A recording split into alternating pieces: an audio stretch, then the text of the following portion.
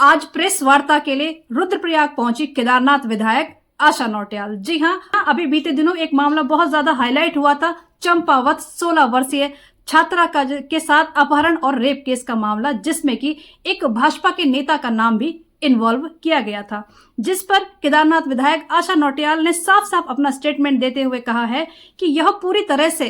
एक सोची समझी साजिश थी विपक्षियों द्वारा। जी हां, प्रेस वार्ता के दौरान केदारनाथ विधायक ने साफ साफ कहा है कि किस तरह से जो विपक्ष है वो अपनी राजनीतिक रोटियां सेकने के लिए छोटी छोटी बच्चियों का इस्तेमाल कर रहे हैं, जो कि बेहद ही दुखद और निंदनीय काम है। आज प्रेस वार्ता रखी गई थी जिसमें भाजपा द्वारा अपना पक्ष क्लियर किया गया है और साथ ही साथ विपक्ष का पुतला भी फूंका गया है। चलिए देखते हैं किस तरह से आज रुद्रप्रयाग में आशा नौटियाल द्वारा प्रेस वार्ता की गई है। महिला मोर्चा के हमारे सभी उपस्थित पदाधिकारी, हमारी महामंत्री बहन सुषमा जी और यहाँ पर उपस्थित भारतीय जनता पार्टी महिला मोर्चा की तमाम पदाधिकारियों का मैं हार्दिक अभिनंदन और स्वागत करती हूँ। आज एक बहुत ही गंभीर और महत्वपूर्ण विषय पर यहाँ पर आप लोगों को आमंत्रित किया गया है, जिसमें कि चंपावत से जुड़ा प्रकरण पे आज हम लोग चर्चा कर रहे हैं। मैं यहाँ पर आज ये कहना चाहूँगी कि हमेशा से कांग्रेस का चाल, चरित्र और चेहरा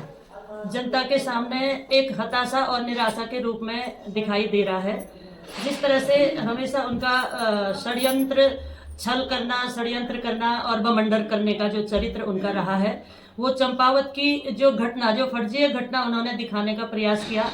आज उस विषय पे यहाँ पे चर्चा करना चाह रही हूँ कि एक बेटी के लिए जिस तरह से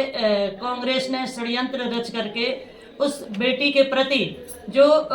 आरोप लगाए हैं, और उसमें भी एक भारतीय जनता पार्टी के को टारगेट करके, जिस तरह से माननीय मुख्यमंत्री जी के क्षेत्र को भी टारगेट करके जो उन्होंने षड्यंत्र रचने का काम किया है, इससे घिनौना काम कुछ भी नहीं हो सकता। और जब उस घटना की सच्चाई तक वहां की पुलिस गई और देखा तो उसमें कोई भी तथ्य सामने नहीं आया और कांग्रेस का जो चाल और चरित्र और चेहरा, जो षड्यंत्रकारी चेहरा उनका है, वो सबके सामने देखने को मिला है। जब उसके बारे में उन्होंने शुरुआत की तो कांग्रेस के लोगों ने जगह जगह जाकर के भारतीय जनता पार्टी को बदनाम करने का जिस तरह से काम किया है,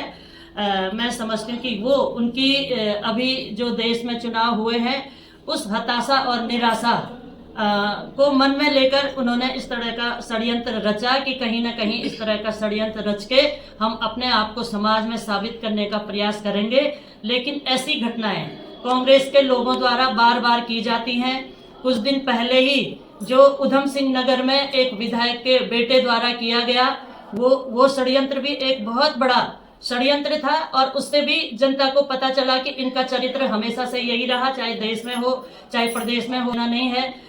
लोगों के हित के लिए कोई लेना देना नहीं है, यहाँ की बेटी बहू से कोई लेना देना नहीं है। इनको केवल अपनी राजनीतिक रोटियां सेकनी है, उसमें चाहे झूठ के निम्न स्तर पर भी गिरना पड़े, इस तरह की उन्होंने हरकत की है। मैं एक बेटी होने के नाते उस बेटी के लिए हमेशा जो उसको इतने दिन तक उन्होंने मानसिक पीड़ा दी है, हम सभी यहाँ पर आज हमारा महिला मोर्चा बैठा हुआ है, निरंतर उसके लिए निरंतर दुआ कर रहे हैं कि इस तरह की बातें, इस तरह का षड्यंत्र हमारी बेटियों के साथ न हो, जिस तरह से कांग्रेस ने हमारे चंपावत की उस बेटी के साथ किया है।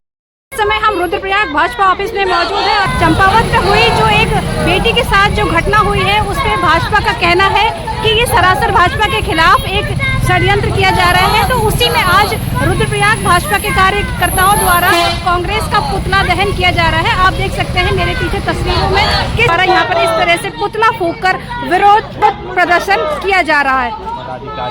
यहाँ देख सकते हैं आप, इस समय केदारनाथ विधायक आशा नौटियाल यहाँ मौजूद है।